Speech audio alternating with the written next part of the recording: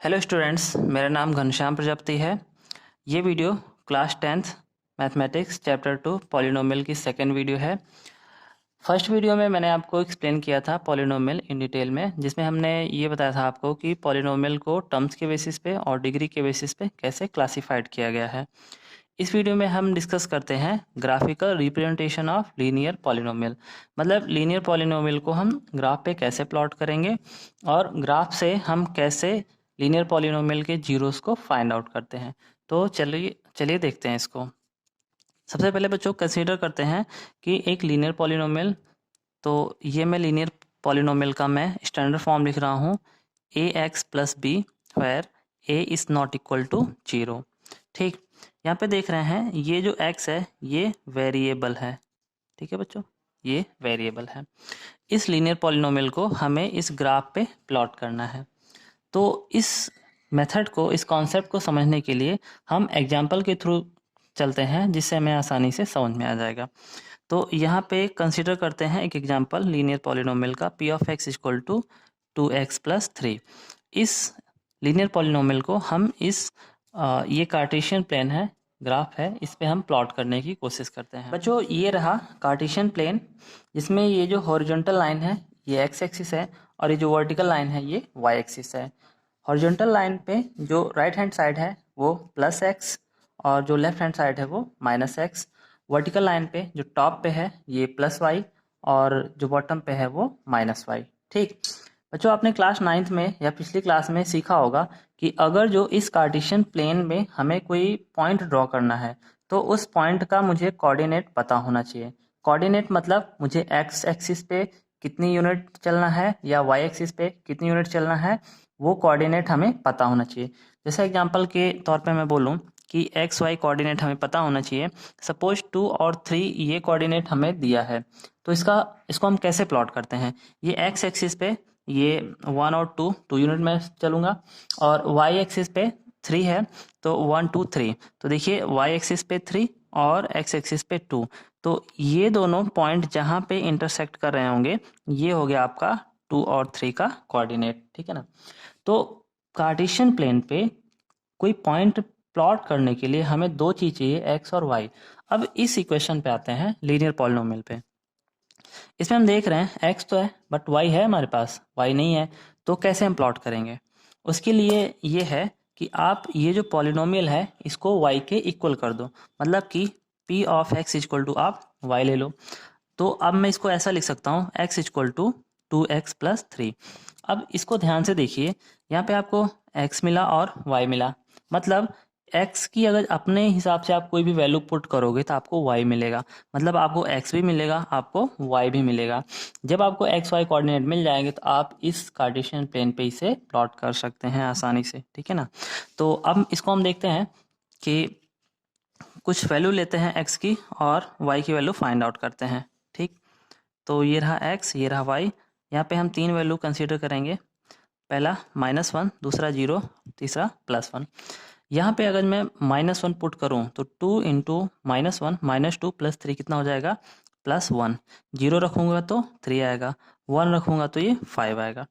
चलिए इन तीनों कोऑर्डिनेट्स को, एक्स वाई वैल्यूज़ को हम इस प्लेन पे प्लॉट करते हैं। ठीक है, तो पहला है एक्स एक्सिस पे -1 तो वाई पे +1। तो ये रहा एक्स एक्सिस पे -1 तो वाई एक्सिस पे +1। तो इस तरीके से ये हमने ये पॉइंट ये मिला। ठीक, सेकंड है 0 3, एक्स एक्सिस पे 0 तो वाई पे 3, मतलब एक्स एक्सिस पे 0 वाई 3, ये रहा हमारा। ठीक, थर्ड है एक्स एक्सिस पे +1 तो वाई एक्सिस पे +5 आ रहा है। तो एक्स एक्सिस +1 तो वाई एक्सिस पे 5, तो ये कुछ आपका यहाँ पे जा रहा है। ठीक है ना। अब हम क्या करते हैं, ये तीनों पॉइंट्स को हम मैच कर देते हैं। ये हमने मैच कर दिया। ठीक, अब ये जो लाइन हमें मिली, ठीक है ना, ये इस लीनियर इक्वेशन का ग्राफिकल रिप्रेजेंटेशन है। ठीक है, अब क्वेश्चन में आपको ये पूछा जाता है कि लीनियर पॉलिनोमियल का ग्राफिकल रिप्रेजेंटेशन का नेचर कैसा होता है। तो यहाँ पे हम देख रहे हैं ये स्ट्रेट लाइन दिखाई पड़ रही है, तो ये कैसा होता है आपका स्ट्रेट लाइन होता है।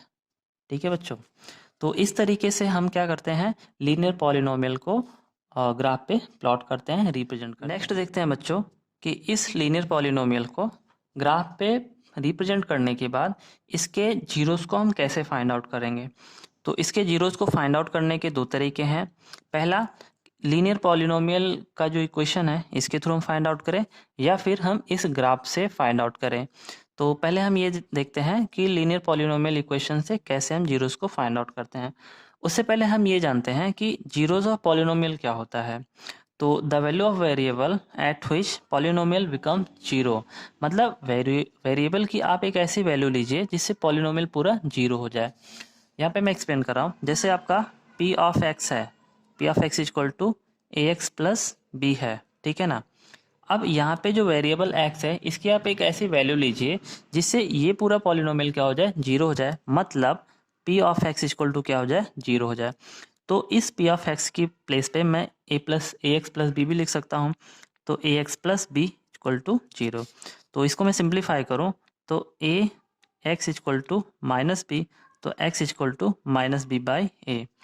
तो यहाँ पे देख रहे हैं ये x वेरिएबल है, वेरिएबल की वैल्यू जो माइनस बी बाई ए है यहाँ पे अगर मैं पुट करूँगा तो ये पूरा जो पॉलिनोमियल है वो जीरो हो जाएगी। तो ये जो क्या हो जाएगा हमारा, ये जीरो हो जाएगा, ठीक है ना। ये एक फॉर्मूला भी है, formula for zero of linear polynomial, x equal to minus b by a. यहाँ पे b और a है क्या चीज़, इसको हम जानते हैं। ये देख रहे हैं लीनियर पॉलिनोमियल ए एक्स प्लस बी, इसमें ए क्या है, ये आपका है कोफिशिएंट ऑफ एक्स, बी क्या है, कांस्टेंट टर्म। तो इस फॉर्मूले को हम ऐसा भी लिख सकते हैं कि माइनस, तो हमने ऐसे लिखा, बी क्या है, कांस्टेंट टर्म है, तो constant term divided by coefficient of x. तो इसको हम इस तरीके से भी लिख सकते हैं। तो अब हम क्या कर सकते हैं कि डायरेक्ट जो पॉलिनोमियल इक्वेशन होगा उससे हम सीधा इस रिलेशन से जीरो को फाइंड आउट कर सकते हैं। तो इसको हम चेक कर लेते हैं। जैसे कि यहाँ पे हमारे पास जो एग्जांपल है p of x equal to जो है वो 2x प्लस 3 है, ठीक है ना। अब अगर मुझे जीरो फाइंड आउट करना है तो मैं क्या करूँगा, x equal to minus b by a. अब यहाँ पर a और b की वैल्यू पुट कर देंगे तो इस लीनियर पॉलिनोमियल का जीरो मिल जाएगा। तो यहाँ पे देखते हैं इस 2x प्लस 3 को जब मैं ax प्लस बी से कंपेयर करूँगा तो a इक्वल टू 2 आएगा और b इक्वल टू 3 आएगा, ठीक है ना। अब यहाँ पे रख देते हैं माइनस, एज इट इज लिख दिया, b कितना है हमारा 3, a कितना है 2, तो x इक्वल टू कितना निकल के आ रहा है, माइनस 3/2। तो ये हो गया आपका जीरो लीनियर पॉलिनोमियल का, ठीक है ना। इसको हम एक तरीके से और निकाल सकते हैं। देखिए, कभी भी अगर जो आपको पॉलिनोमियल के जीरोस निकालने हैं तो आपको पॉलिनोमियल को इक्वल टू जीरो करना पड़ेगा, जैसा कि मैंने आपको यहाँ पे इसके बारे में बताया हुआ है। तो अब मैं यहाँ पे इसको लिख सकता हूँ कि 2x plus 3 equal to zero. तो 2x equal to minus 3, x equal to क्या निकल के आएगा, माइनस 3/2, ठीक है। अगेन सेम वैल्यू निकल के आ रही है। इसको हम वेरीफाई कर ले रहे हैं कि ये जो वेरिएबल है x, इसकी ये वैल्यू -3/2 क्या पॉलिनोमियल को जीरो कर दे रहा है। तो यहाँ पे p of x equal to हमारे पास है 2x प्लस 3। तो x की प्लेस पे मैं ये वैल्यू पुट करके चेक कर रहा हूँ पॉलिनोमियल जीरो हो रहा है कि नहीं हो रहा है। तो यहाँ पे लिखूंगा polynomial of -3/2 equal to 2x के प्लेस पे मैं लिखूंगा -3/2 इंटू प्लस 3।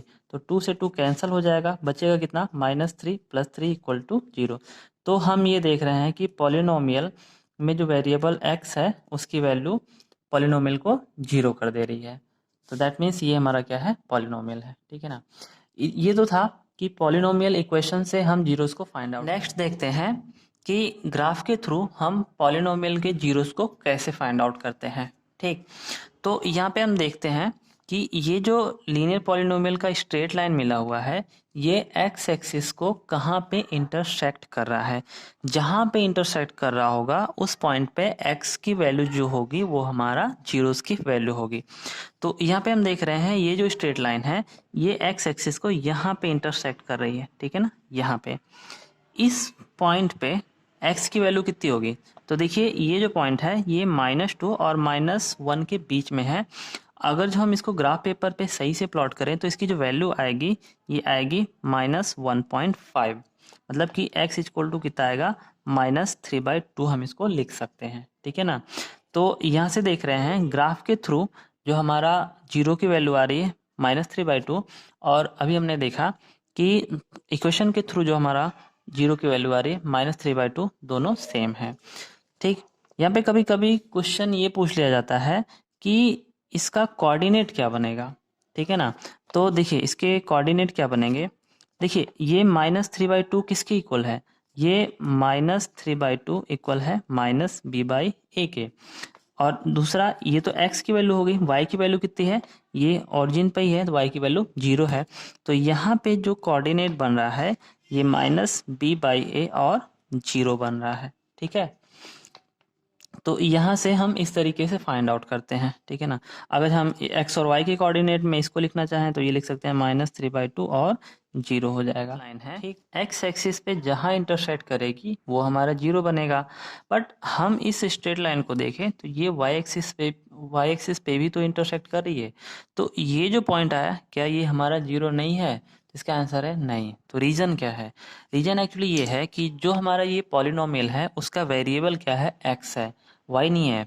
y का तो हमने सपोर्ट लिया ताकि हम इस लीनियर पॉलिनोमियल को इस कार्टेशियन पेन पे ड्रॉ कर सके, ठीक है बच्चों। तो इसमें कंफ्यूज मत होइए, x एक्सिस पे जितनी बार भी कट करेगा वो आपका क्या होगा, 0 होगा। But in case of polynomial सिर्फ एक बार ही इंटरसेक्ट करेगा, ना एक से कम ना एक से ज़्यादा, एग्जैक्टली 1 टाइम। तो यहाँ से हम क्या कंक्लूजन कर सकते हैं कि हमें यहाँ पे 3 चीज़ें याद रखनी है कि लीनियर पॉलिनोमियल का ग्राफ का नेचर कैसा है, शेप कैसा है, तो वो स्ट्रेट लाइन है। इस लीनियर पॉलिनोमियल में जो स्ट्रेट लाइन है एक्स एक्सिस को कितने पॉइंट्स पे इंटरसेक्ट करेगी, तो सिर्फ 1 एक्सिस पे करेगी, सॉरी 1 पॉइंट पे इंटरसेक्ट करेगी। और ये जो पॉइंट पे इंटरसेक्ट कर रहा है इसका कोऑर्डिनेट क्या होगा, -b/a और 0 होगा, ठीक है। तो इसके बारे में अगर जो आपको लिखना है how to find the 0 from graph, आपको मैथ्स के टर्म में एक्सप्लेन करना है, तो आप लिख सकते हैं the 0 of polynomial p of x is the x coordinate of point where graph p of x intersect the x axis, ठीक है ना। मतलब x एक्सिस पे p of x का जो ग्राफ होगा जहाँ पे इंटरसेक्ट करेगा वही हमारा 0 होगा, ठीक। कंक्लूजन के तौर पे जो 3 चीज़ें मैंने आपको बताई कि लीनियर पॉलिनोमियल का जो ग्राफ होगा वो कैसा होगा, स्ट्रेट लाइन होगा, और एक्स एक्सिस पे जो लीनियर पॉलिनोमियल इंटरसेक्ट करेगा वो एग्जैक्टली 1 टाइम करेगा, ठीक है ना। और इसका जो कोऑर्डिनेट होगा -b/a। मुझे उम्मीद है कि आप ये वीडियो अगर पूरा देखे हैं तो आपको पूरा कॉन्सेप्ट समझ में आएगा। Thank you so much.